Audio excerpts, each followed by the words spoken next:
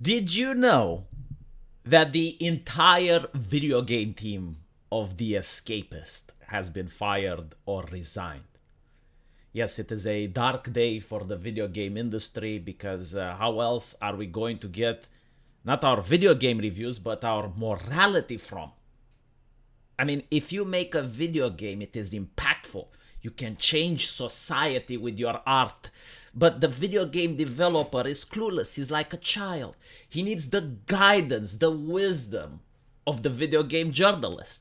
And can you imagine just what dark times are ahead without video game journalists moralizing us and making sure that the game developer does not delve into sexismus, does not delve into racismus, does not do any of the modern American sins? I mean, heaven forbid we get a new GTA, because that would be incredibly sinful and disgusting and vile and racist. Unironically, they talk about. I think like they made a remake for GTA, right? And they removed stuff from the game. Like you can't have prostitutes. Prostitutes exist in the real world, but how can you put them in GTA? What message are you sending to young children as they're driving through the bridge with 3 stars and the police is following them? But all jokes aside, video gaming journalism is not really great in 2023, and we have this gentleman, Nick Calandra. Now, believe it or not, Mr. Nick has banned me on Twitter, and I don't think I ever had a single interaction with him, not once, which leads me to assume that there must have been block lists that were shared.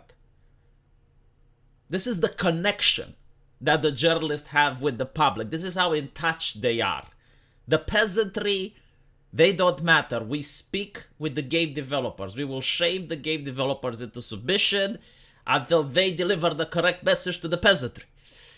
But anyway, right, again, like I didn't even have any interest in providing feedback to Mr. Nick. I just find it funny that I'm blocked. And it happens with other content creators as well. But it is what it is. Anyway, he was fired from The Escapist. He declined his severance pay and will not be signing an NDA. This is how scummy most of these corporations are, by the way. It's kind of like the public must never know. You know, put out a statement on a black background with white letters and pretend you talk like a human. It breaks our heart that Mr. Nick has to leave us after serving faithfully for decades at the company. We wish him luck on his new journey, blah, blah, you know, kind of like that. Well, Mr. Nick didn't take it like that. Mr. Nick is like, I will not sign your NDA.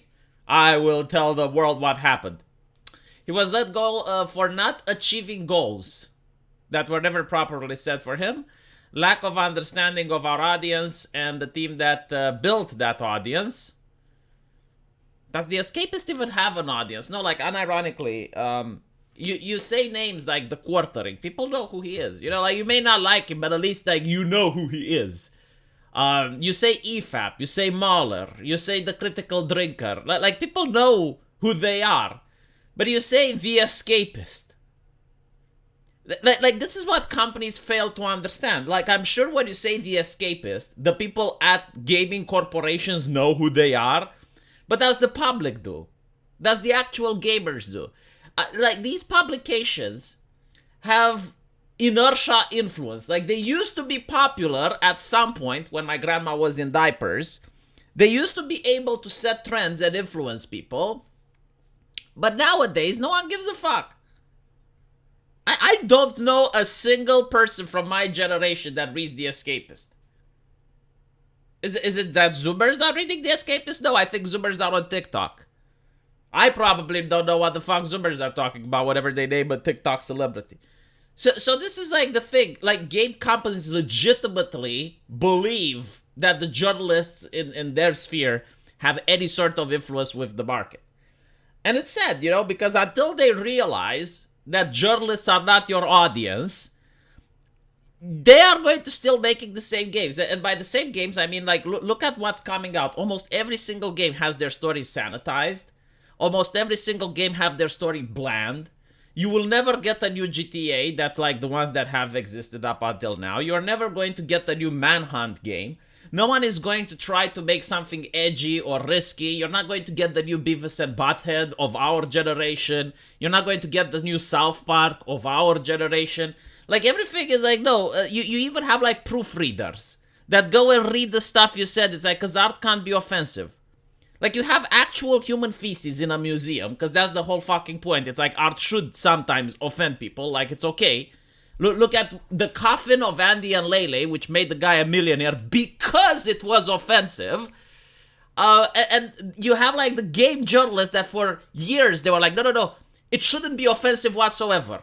It should be for absolutely everybody. Like, if a single person is offended, then that's not good. And game developers listen to them. And look at the absolute state in the gaming industry. It's like, oh, you need to fire competent people because competent people are offensive on Twitter. This guy is offensive, fire him. But he's our artist. He worked for us for a decade. Doesn't fucking matter, fire him. Hire someone new. Right? Diversity firings. It's constant at all these companies. So the thing is, a lot of people, first of all, like they're celebrating this. And I'm like, first of all, when is the last time you even spoke about the Escapist so that it really matters? Like, I genuinely don't care if people at the Escapist shut down their video game section or not. No one reads it. You know, like, apparently these journalists, they're talking with each other to try and start something new. Good luck. What can I say? Unless you change your writing, unless you actually do something that the customer wants, and maybe this is something that you will consider, actually not blocking people and talking with the customer. You know, maybe you're going to be successful. Who knows? The market is quite difficult right now, so it is what it is. But secondly, you know, the game journalists, I mean, they don't really influence the development companies anymore. Like, think about it. It used to be a time, like back in 2016, where companies were actually afraid of game journalists and shit. But nowadays, every single company has HR. Like, they hire the ideologues internally. You do have, like, the fat HR lady that is proofreading the stuff that goes into the game. And she's like, oh, this joke is too much sexismus. Oh, this woman, she has too big boobs. We can't sell this to the public. Like, imagine, the people would think we're a gacha game and actually give us money and we can make millions. No. Too much sexismus. If you want boobs, just go watch porn. Just go watch porn if you want boobs. Or OnlyFans, or Twitch, or Netflix, but not our work is sacred. Now put some more muscle on that man. And make sure that the barbarian has his chest naked, okay? Body type B, body type A, chest fully covered, no booba, no...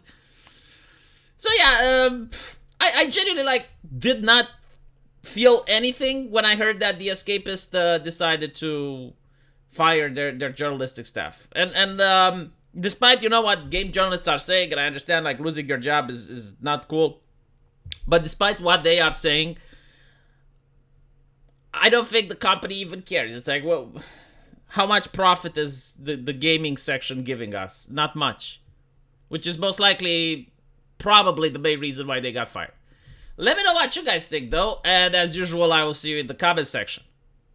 Take care.